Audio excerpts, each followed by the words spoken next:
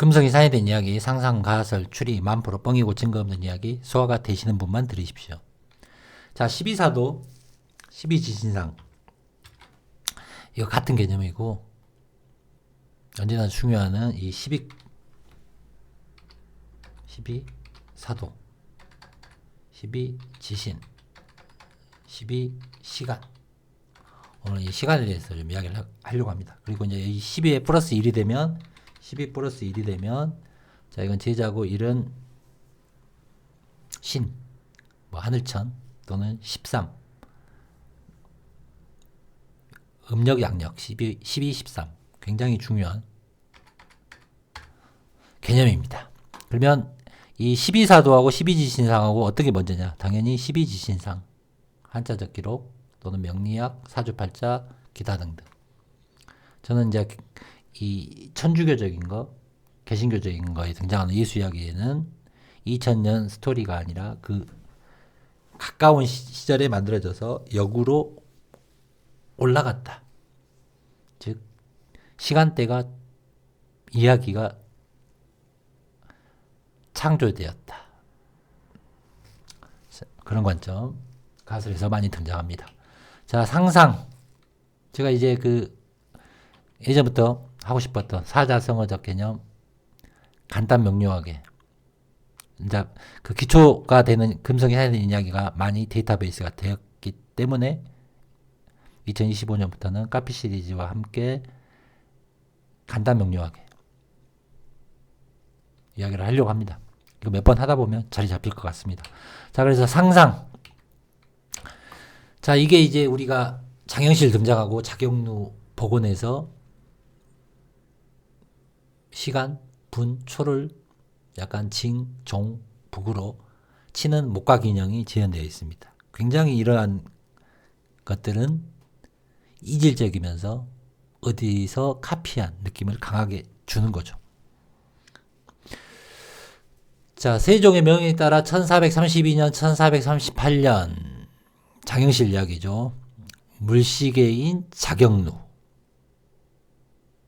일명 보루강루 또는 옥루, 흠경강루를 제작을 합니다.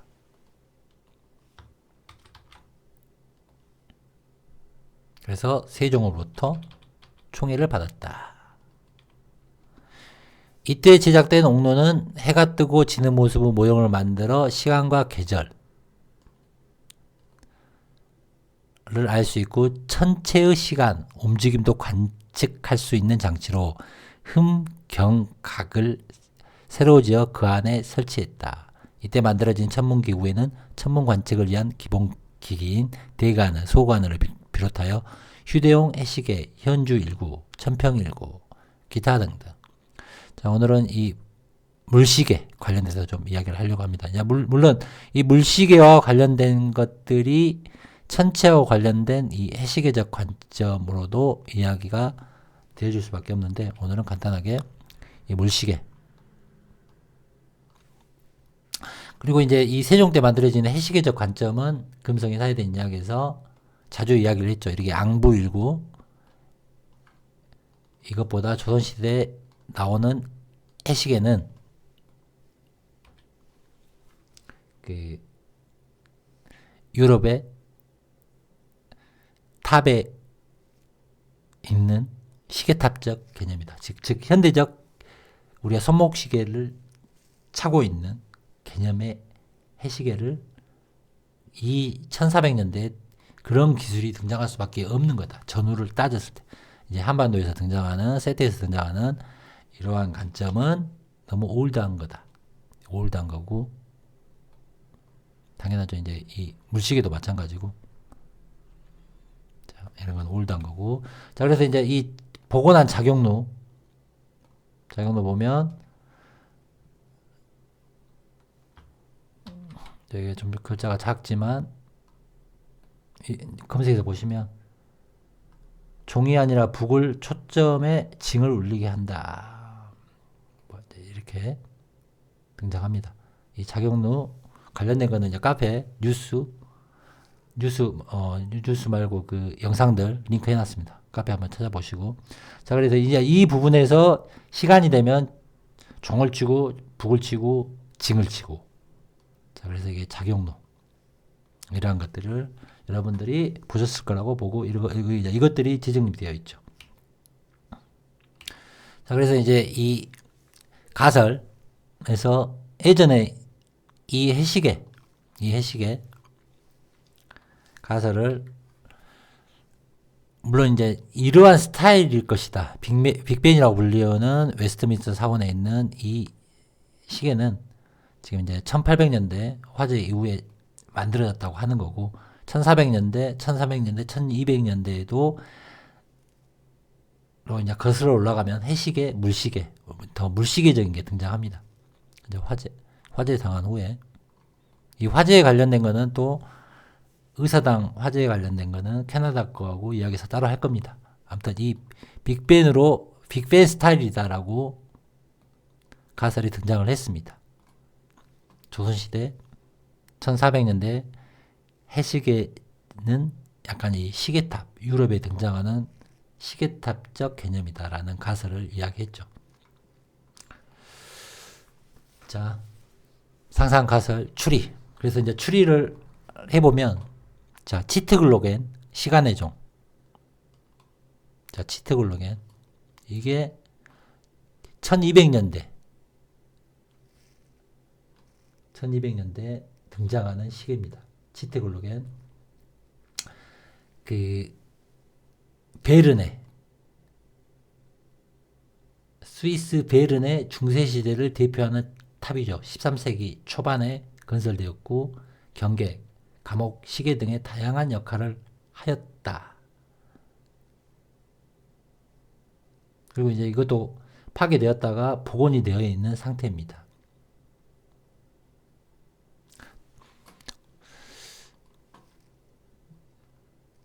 그리고 이 프라하의 오토매틱 시계, 이게 이제 천체와 시간과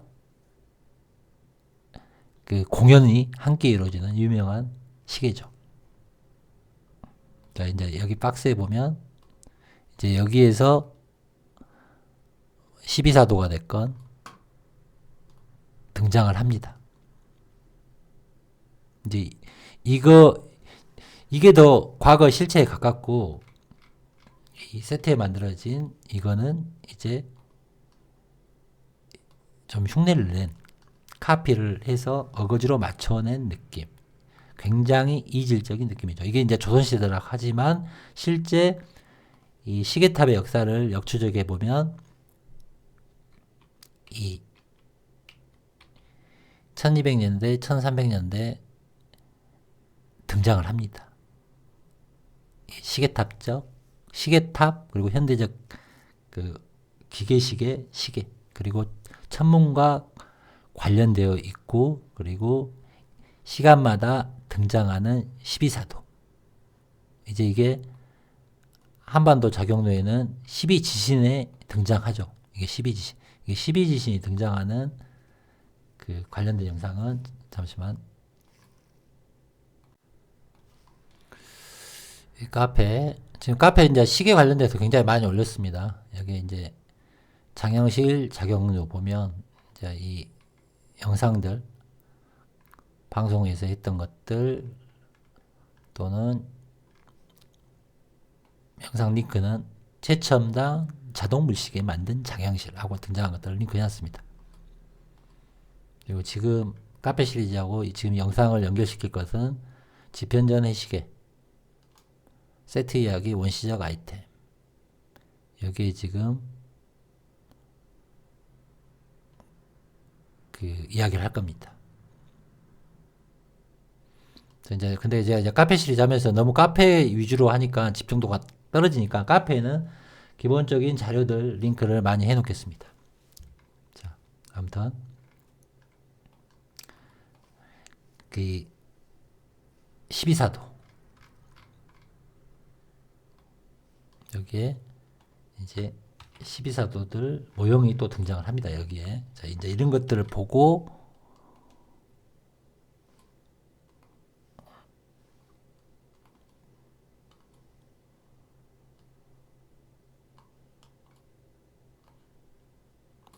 이게 지금 여기서 12사도가 등장하는지 제가 다른 식인지 조금 틀 수도 있는데 아무튼 대충 그런 개념입니다. 이렇게 인형들이 나와서 등장하는. 그래서 이게 더 오리지널티에 가깝고, 자 이렇게. 근데 이제 또 시계 보면 언제나 등장하는 게 이 송나라 시대.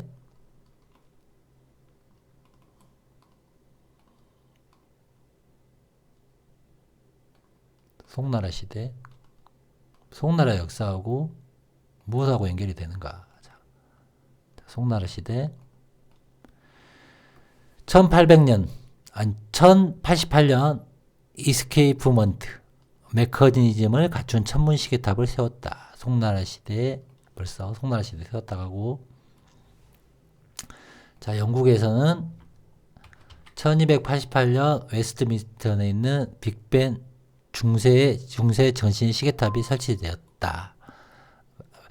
빅벤이 1288년이고 그 불타가지고 1800년대에 다시 지금의 영국에 있는 것을 세웠다고 합니다. 1800년대 초반에 대화재가 일어나서 다시 만든 웨스트민스터 사원의 빅벤. 근데 기록적인 것은 1288년 영국이 가지고 있고, 그 다음에 1292년 캔터베리 대성당에 시계가 설치되었고, 이전 시계탑의 일부였던 유럽에서 가장 오래된 천탑은 솔즈베리 대성당 1326년. 자, 근데 이제 이걸 또 기술적으로 따지게 되면 이슬람이 등장합니다.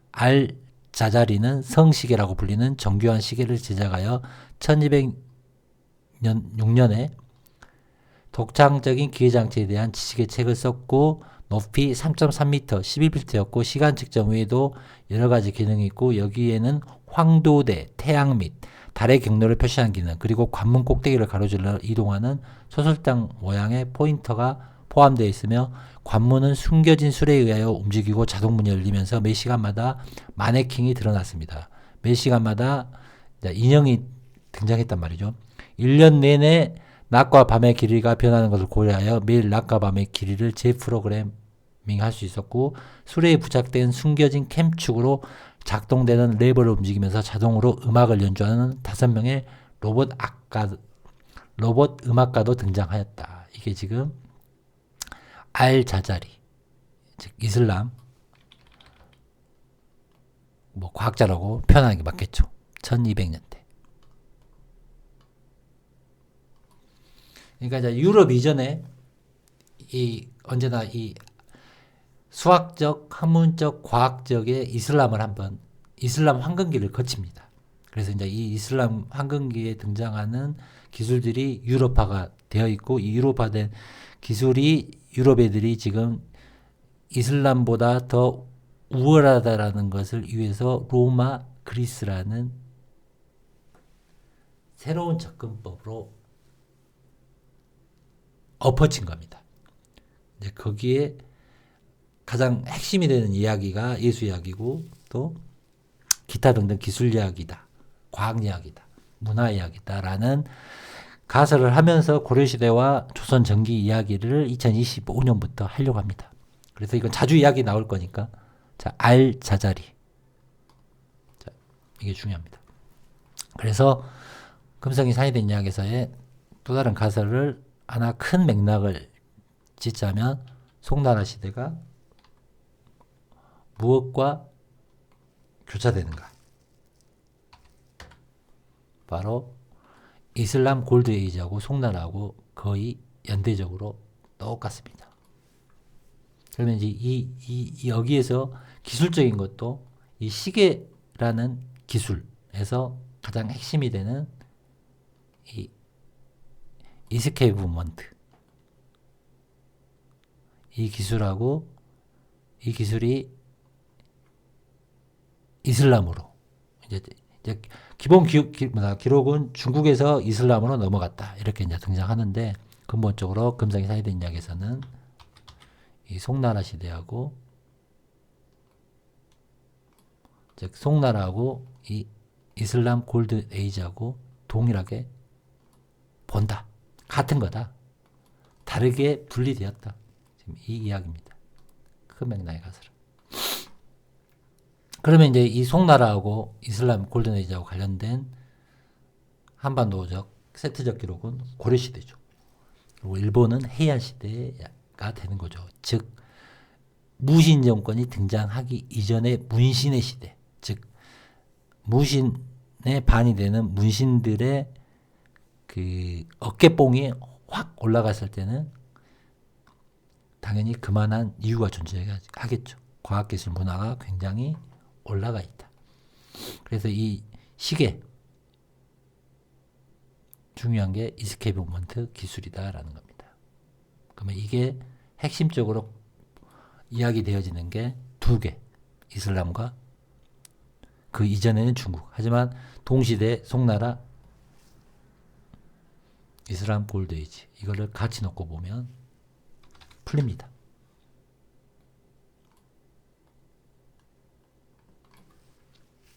이게 중요합니다. 이스케이프 무브먼트. 자, 그럼 이걸 간단하게 보겠습니다. 자료. 이건 이제 지금 카페에다 링크 되어 있으니까 여러분들 찾아보시면 되고, 알자르칼리 1028년 1087년 이건 이제 아스트롤랍에 개발했고 천문학과 우주론 이걸 보여주는 거 뭐냐면 자 중세 이슬람의 세계과학 이건 다음에 하겠습니다. 자,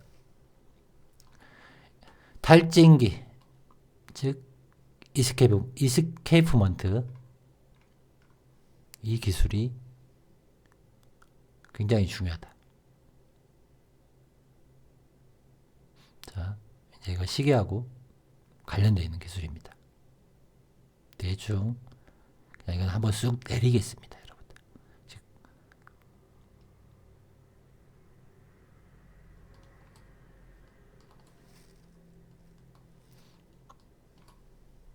그리고 또 깊게 할 건데 이스마일 알 자자리 코끼리 시계 로봇 공학의 아버지 현대공학의 아버지로 불리고 있고 1206년 오토매틱 뭐 이런 거겠죠. 로 알려진 발명품에는 그는 50개의 기계장치와 이를 구성하는 방법에 대한 지침을 설명하고 있습니다. 그는 또한 그 작품은 현대 로봇 공학의 발전의 기초를 가지고 자, 알 자자리는 1136 상부 메소포타미아 지역에서 태어났고 어쩌고저쩌고 자, 이렇게 보다가 자, 요거를 하나 보겠습니다. 이거 조금만 내려서 자, 회전하는 바퀴의 이스케이프먼트 메커니즘 알 자자리는 이스케이프먼트 메커니즘을 사용하여 휠의 회전 속도를 제어하는 방법을 발명했습니다. 기계적 제어. 자, 여기서 이제 물 올림 기계. 알 자자리는 12세기와 13세기 물을 끌어올리는 5대 기계. 춤에 캠이 달린 수차와 수레바퀴를 발명하여 오토마틱 자동시키고 1206년 이를 설명했습니다.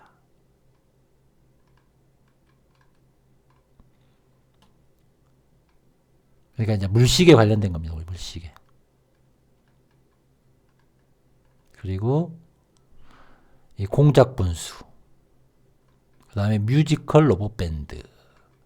알 자자리 작업에 분수의 음악이 자동 장치가 설명되어 있어 물의 흐름으로 매 시간 동안 30분 간격으로 대형 탱크에서 다른 탱크로 번갈아 가면서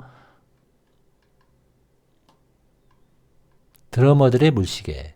플로트 연주 인형이었고, 자, 물레방아가 구동되고 이 자동 인형은 멀리서도 들리는 시끄러운 소리와 함께 연주를 하며 여러 가지 다른 곡으로 연주할 수 있는, 즉 오토마토의 모든 기계적 측면, 그런 다음 물과 일련의 피스톤에 케이블을 구동되어서 매 시간마다 물이 주물 탱크에 빠져나가면서 이제 연주를 하는 겁니다. 드러머들이.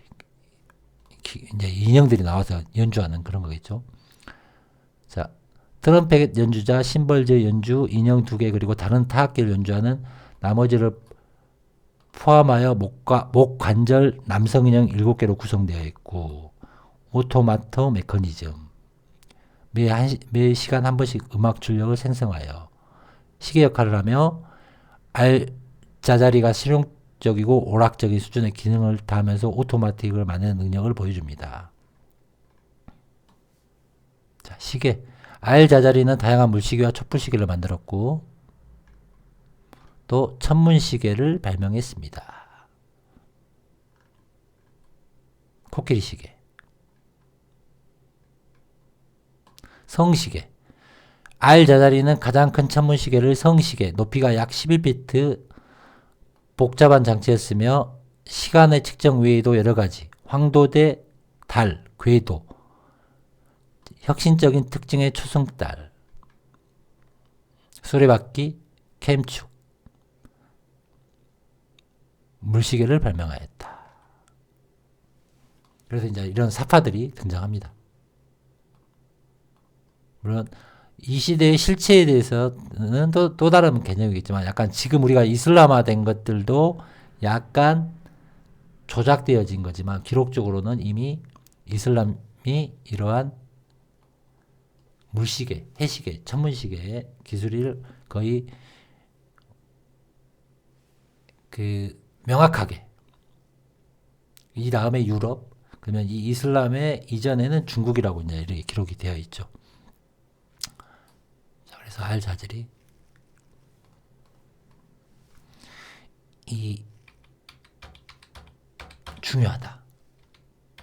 지금 요 또 맥락의 가설을 이해하시면 이게 그 무신난 즉 이 십자군 전쟁 이런 모든 것들이 또 이해가 되는 겁니다. 무신과 무신의 이야기, 고려사에 등장하는 문신과 무신, 또 일본의 해안 시대 가마쿠라 막부, 미야모토 이 무신들 등장하기 전에 이 기술 시대를 이해해야 되고 이 기술이 어떻게 유럽 쪽으로 넘어가게 돼. 유럽으로 모든 것들이 중세 근대로 넘어오면서 넘어갔는가. 그게 어떻게 한자적 기록으로 고려사, 조선사 전기에 등장하는가. 그러니까 1400년대에 이 조선이라는 거를 여러분들이 후기 쪽 가설을 잘 들으신 분들, 즉 이 부분입니다. 홍경래 나폴레옹, 천생오태사 빈체제 5국가, 자 심상교 메리트니, 신정왕후 빅토리아, 자 박제가 벤저민 프랭클린, 북학파 스코틀랜드파, 김정희 괴테, 김종호 홈볼트, 자 이런 것들을 이해하시게 되면 결국 유럽사하고 연결이 되는 겁니다. 조선 후기가. 그러면 조선 전기 고려시대는 당연히 유럽과 가장 친밀도 있게 세계사에서 유럽사에서 등장하는 게 이슬람적인 겁니다. 그래서 이제 그 이슬람적인 것들을 관련된 기록을 비교할 수밖에 없는 겁니다, 여러분들. 하지만 그 이슬람적인 것들이 지금 시대의 이슬람적인 이미지 상은 아니다라는 겁니다.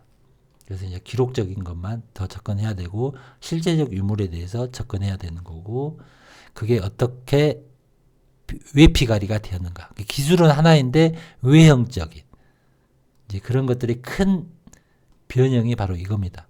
결국은 이 천주교적인 개신교적인 스토리텔링에서 12사도이겠는가 동양적인 이 동물로 비유된 12지신상이겠는가를 떠나서 이게 결국은 1년은 12달, 12시간 그 개념이 더 중요하다는 겁니다. 그래서 기술의 외형에 대해서 이야기를 하자면 그래서 이 스케이프 보면 기술이 들어가야지 이 벽시계 또는 물시계 이런 오토매틱 인형의 움직임들이 이야기가 되어지는 겁니다. 자, 조선시대에 등장하는 이 부분은 이미 이전 기술, 즉 이미 우리가 고려시대라고 하는 시대에 이러한 기술들이 구현되었다라는 게 그 실체에 가깝다라는 겁니다. 자, 그래서 이제 가라사대, 금성산 가라사대가 되겠죠. 이걸 이제 마지막에 묻힐 겁니다. 그래서 제가 하고 싶은 이야기는 일단 열차 비유를 하겠습니다. 즉, 이 열차가 여러분은 길게 되어 있습니다. 앞에를 우리가 고려시대라고 하고 뒤를 조선시대라고 표현을 하자면, 또는 이쪽을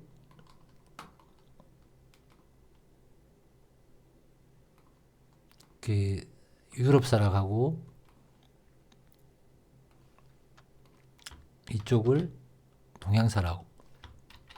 동양사라고 하겠습니다. 근데 이게 이 외형적인 거, 색깔, 이 이미지적인 것들을 떠나서 기술적인 거는 이 두 개가 동일한 겁니다. 동일한 거. 즉 엔진이 됐건 바퀴가 됐건 이게 동일한 겁니다. 동일하겠죠, 당연히. 그러면 우리가 이 열차 끝칸,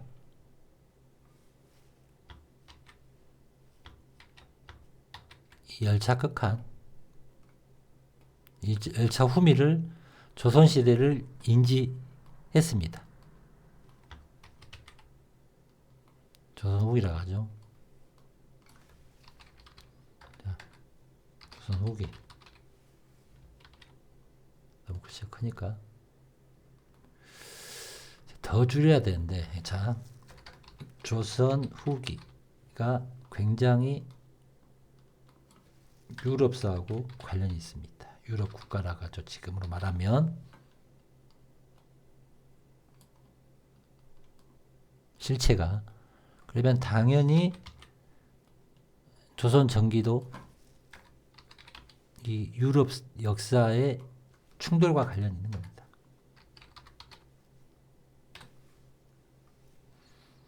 그러면 이제 이게, 자, 이걸 고려를 하겠습니다.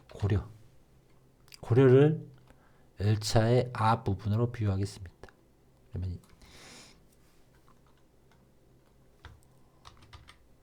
이게 조선전기는 사림이 등장하기 이전이기 때문에 약간 믹스, 언제나 말하는 이슬람과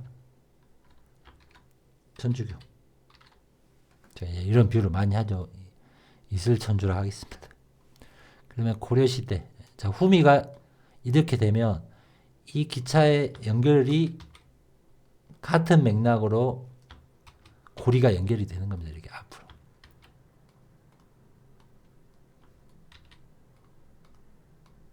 이렇게.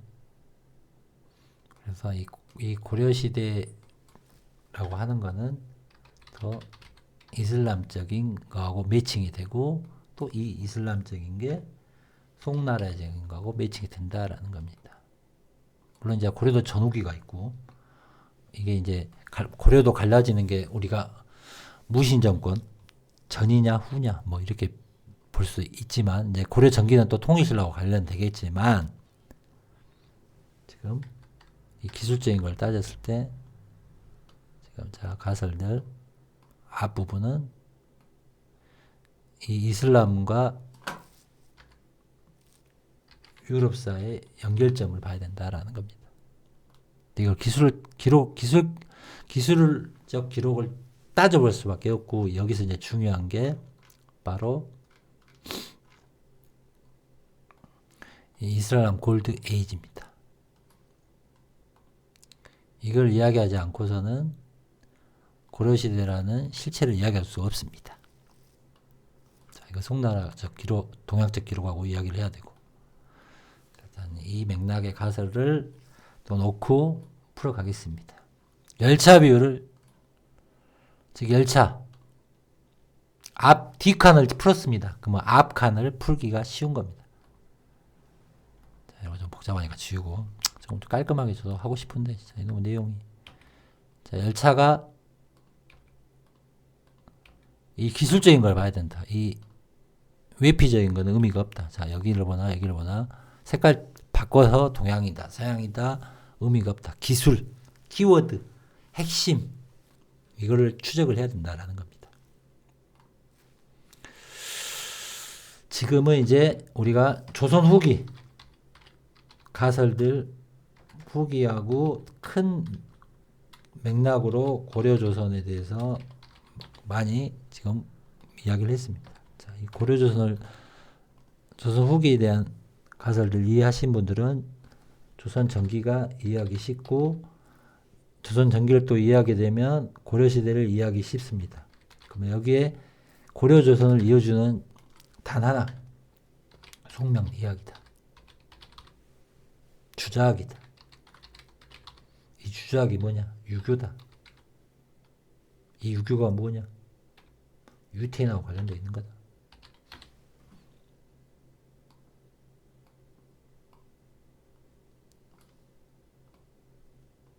이 송명리학에 결국 여기에 다시 하면 송명리학 주자학 이게 이슬람 천주교하고 관련이 있다는 겁니다. 천주하고 후대에 등장한 게 개신교, 그 다음에 신유교, 지금의 시오니즘 있다. 이걸 이해하셔야 되는 겁니다. 자, 이제 이렇게 이런 방식으로 지금 제가 하려고 합니다. 이렇게 딱 이거 더 지금 오늘도 내용이 많은데 더 줄일 겁니다. 상상, 가설 추리해서 상상, 가설, 추리. 그 다음에 약간 편하게 씨부리 있는 금성상관하사대 왈왈, 멍멍. 를 다른 말로 하면 왈왈이 되는 거고 이게 멍멍이 되는 거죠. 개소리 하겠습니다. 개소리. 멍멍. 자, 수화들 잘 하시고 자세한 거는 카페 자료들 한 번씩 보십시오. 자, 후원 감사드리고 카페와 멤버십으로 함께 하시는 진정한 크루분들 감사드립니다. 수화들 잘 하십시오.